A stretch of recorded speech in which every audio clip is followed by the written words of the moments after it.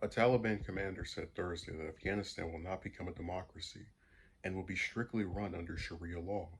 There will be no democratic system at all because it does not have any base in our country. Wahidullah Hashimi, a senior member of the Taliban, told Reuters. We will not discuss what type of political system should we apply in Afghanistan because it is clear. It is Sharia law and that is it, he added. Before the US invaded Afghanistan in 2001, the Taliban imposed its interpretation of Sharia or Islamic law. Girls were prohibited from going to school and women were not allowed to leave their homes unless accompanied by a man. The Taliban has said they will be more open to women's rights going forward. This stupid video played by itself on the monitor.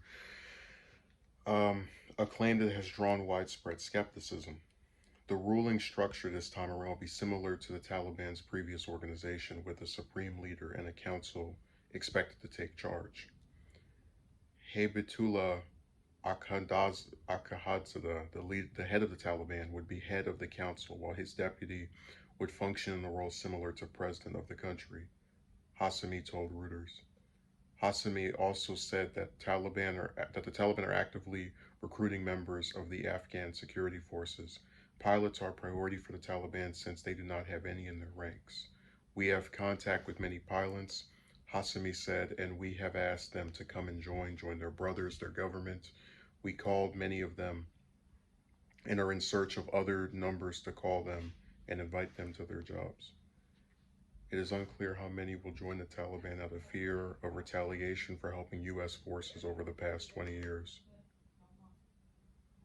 So this really isn't that surprising. I mean, if you have a government that is restricting toward women's rights and they need some outside force like the US to stay over there forever to get them to not be restrictive towards people's rights, they're never going to change. Where they talk about we're going to be more open, that's all BS. And people are right to have skepticism of it. But what drives me insane is that for all the people who are sitting here talking about if the U.S. leaves, look at these poor women and look at what's going to happen to these girls not being allowed to go to school. Why don't you just let them immigrate over here?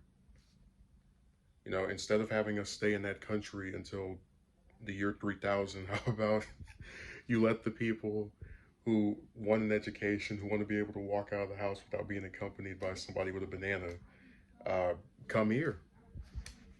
You know, it it's just a never-ending game of trying to scare us into staying over there. Yes, Sharia law is restrictive to people's rights, but this is what they believe, and we've seen over a 2-decade period that they're not going to change their mind and they're going to keep on fighting us. So just let them have that war torn country and get the people out of there that actually want to make something of themselves and don't believe in that garbage. So that's my position on it. I hope that people are more accepting of Afghanistan refugees because,